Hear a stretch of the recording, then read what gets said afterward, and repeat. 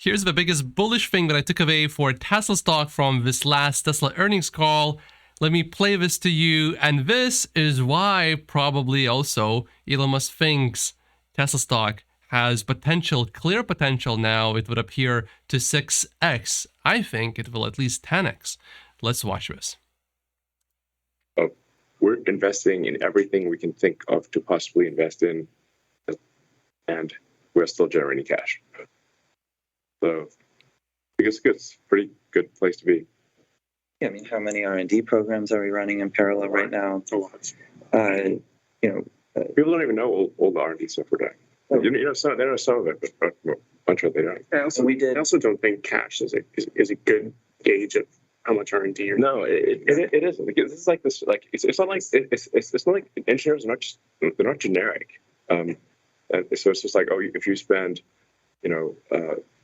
5 billion or 10 billion, that will that your actual R&D or in terms of useful product ship will be proportionate to that. It's just not true. Engineers aren't coming off some assembly line like cookies or something. Until we get Optimus coming. Yeah, Optimus will change things.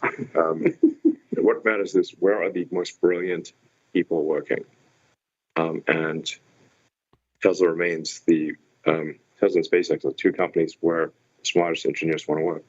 Exactly.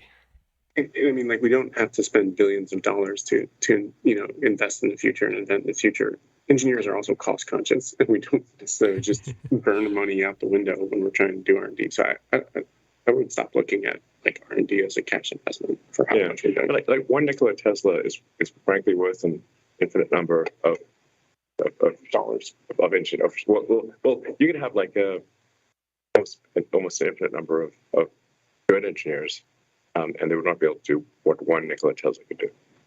Yep. You can't make it up in volume. Exactly.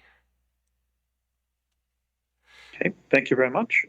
Let's go to the next question. So, this is why I hold Tesla stock. All I care about are two things. Number one, that Tesla continues to innovate and that it innovates more and better than everyone else. And two is margin, and really innovation will produce margin. So innovation is number one. And where does innovation come from? My deep conviction is that it comes from the best people that you have. However, it's not enough to have just the best people, because then companies like Apple or Google or many other companies that also have great people and that had, maybe when you put all of them together before Tesla got big, didn't they have better people? However, you have to have an environment where this innovation can also thrive. So if you already have the best people, and if you pay them, as an example, if you pay them all, let's say $1 billion, if you now pay them 10 billion, it's still the same people.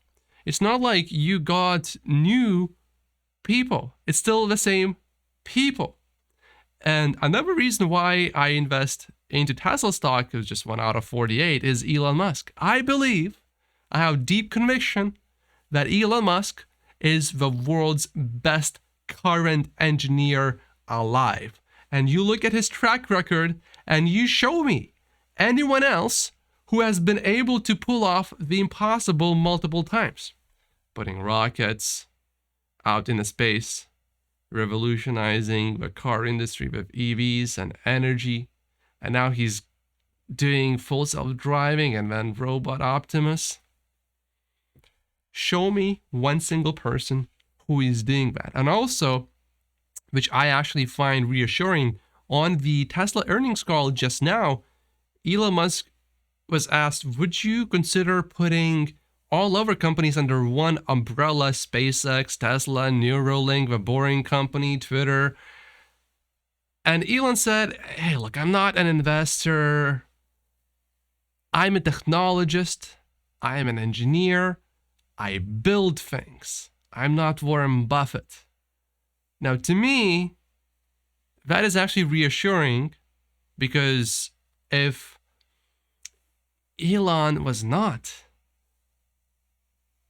a great engineer, if he was more of an investor, then he would be doing that probably. But he just wants to build the best possible products and to achieve his mission.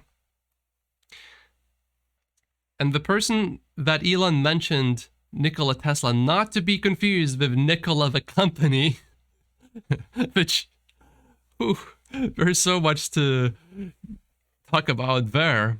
You can just watch Solving the Money Problem videos by Stephen Mark Ryan. It's quite hilarious what has happened there. I haven't touched that company before, and I just like Tesla. Another reason why I invest in Tesla and why I'm not really looking at other stocks, and by the way, there will be a time, and maybe that time has already even come, then there will be a better investment than Tesla stock. For sure, 100%. Guaranteed. However, the way I think about it is, I'm a serial entrepreneur. I started so many different companies, all of them made money. And when I have a company of my own, I invest money in it, and I don't look at someone else's company. Oh, this looks pretty good. Maybe I should, switch over and invest my money into here and take away money from my own company. I don't do that. I'm a serial entrepreneur. So I look at my own company and I invest there first.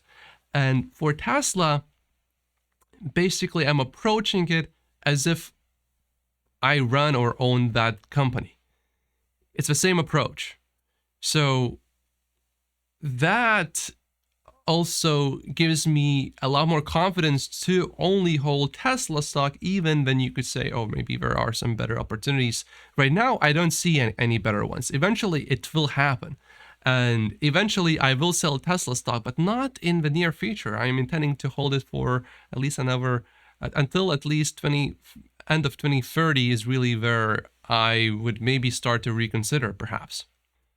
But one of the main metrics that I will be looking at, should I sell Tesla stock or not, are not going to be what is the stock worth.